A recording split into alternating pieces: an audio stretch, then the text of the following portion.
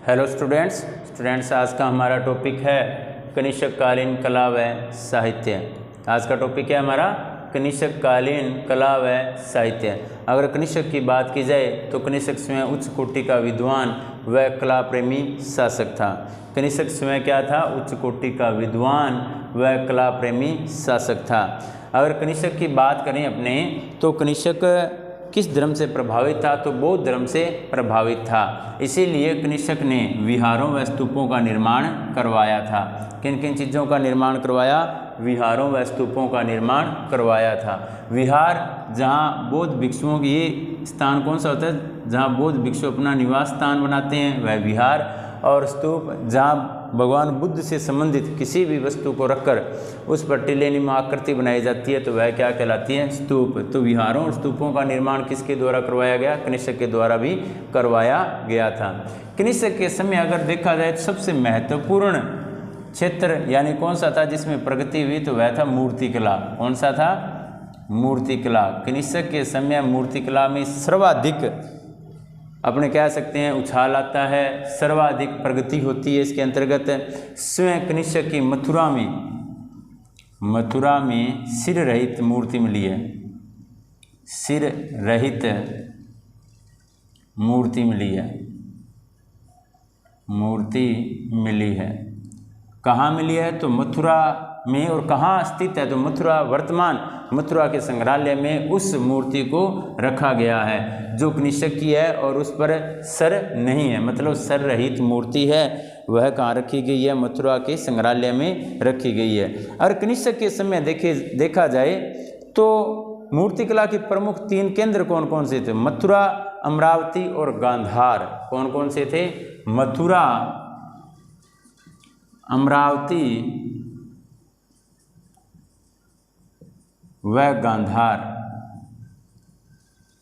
कनिष्क के समय तीनों क्षेत्र मूर्तिकला के प्रमुख केंद्र थे। क्या थे? मूर्तिकला के प्रमुख केंद्र थे। अगर अपनी बात करें मूर्तिकला पर किस किस का प्रभाव दिखाई देता है तो भारतीय जो मूर्तिकला थी उस पर यूनानी मूर्तिकला का प्रभाव देखने को मिला। किस किस का? भारतीय प्लस यूनानी, यानी कि भारतीय मूर्तिकला पर किसका प्रभाव देखने को मिला? यूनानी मूर्तिकला का प्रभाव देखने को मिला, जिससे एक नई शैली का विकास हुआ। उस शैली को क्या कहा गया? गांधार शैली। क्या कहा गया? गांधार शैली। ग्रीको बुद्धिस्ट, क्या कह सकते हैं? ग्रीको बुद्धिस्ट, इंडो ग्रीक, इस प्रकार से अलग अलग नामों से इसको जाना जाता है। क्योंकि इसका जो विकास था वह किस क्षेत्र में हुआ था? गांधार क्षेत्र में हुआ। इसीलिए इसका नाम क्या पड़ गया? गांधार कला या गांधार शैली इसका नाम पड़ गया था। इसको भी अनेक नामों से जाना जाता है। जैसे अपने क्या कह सकते हैं? गांधार कला, गांधार शैली, ग्रीको बुद्धिस्ट, इंडो ग्रीक। इसके अलावा विभिन्न नामों से भी इसे जाना जाता है, या भारतीय यूनानी अपने कह सकते हैं। तो इस प्रकार से अलग अलग नामों से इसको जाना जाता है। और गांधार शैली का जो आविर्भाव हुआ था वह किसके शासनकाल में हुआ था? कनिष्क के शासनकाल में ही होता है। किसका आविर्भाव? गांधार शैली का जो आविर्भाव था वह किसके शासनकाल में हुआ? कनिष्क के समय ही होता है। कनिष्क के समय हुआ। ठीक है। कौन सी शैली का विकास हुआ या आविर्भाव हुआ? तो गांधार शैली का। कनिष्क की अगर बात की जाए तो उसके राजसभा में अनेक उच्च कोटि के दार्शनिक, वैज्ञानिक व साहित्यकार रहते थे। अगर कनिष्क की बात करें तो कनिष्क के राजसभा में उच्च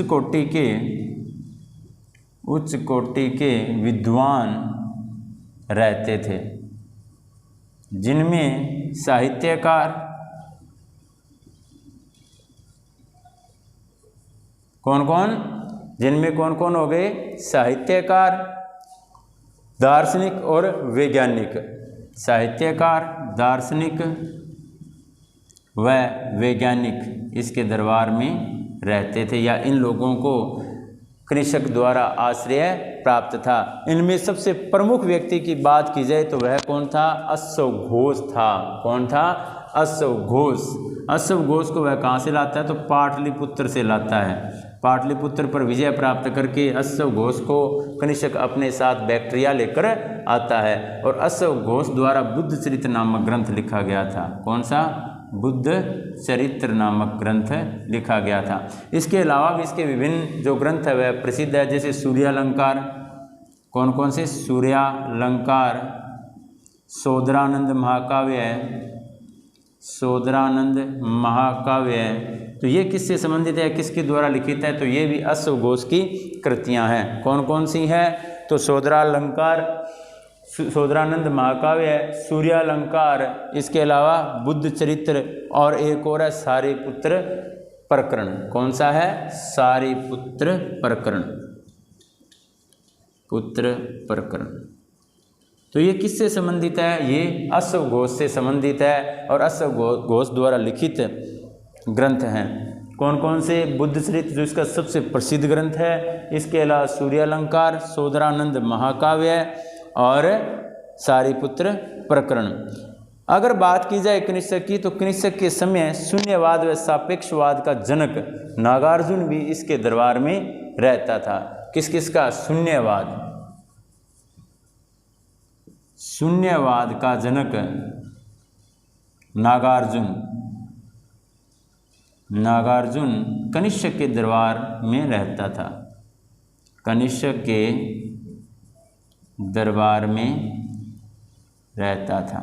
इसके अलावा आपने बात करें चिकित्सकों में, तो चरक। कौन था? चरक।